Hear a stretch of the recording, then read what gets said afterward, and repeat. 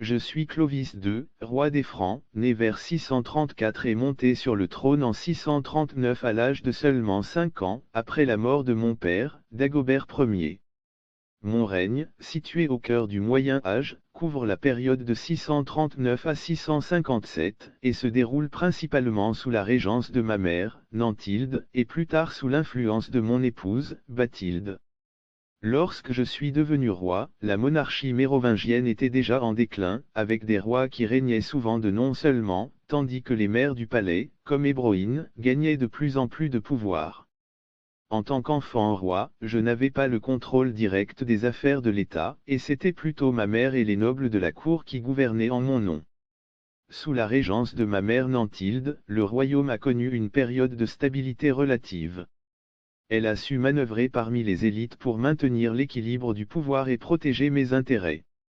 Après sa mort, le pouvoir est passé entre les mains des mères du palais, qui ont continué à régner en mon nom tout en consolidant leur propre pouvoir. Mon mariage avec Bathilde, une ancienne esclave anglo-saxonne devenue reine, a été un événement marquant de mon règne.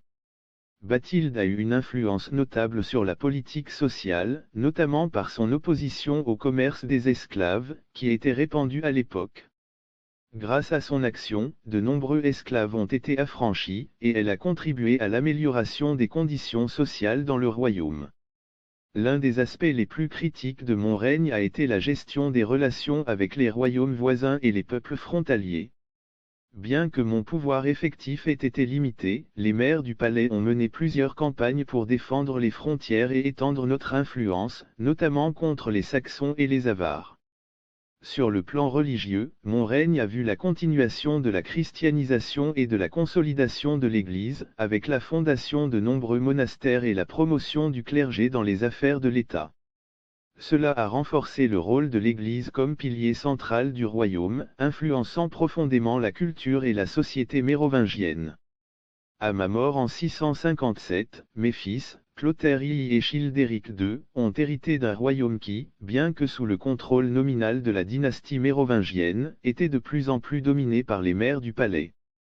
Mon règne symbolise une période de transition, où le pouvoir royal commence à s'éclipser devant l'émergence des figures plus pragmatiques et administratives que sont les mères du palais.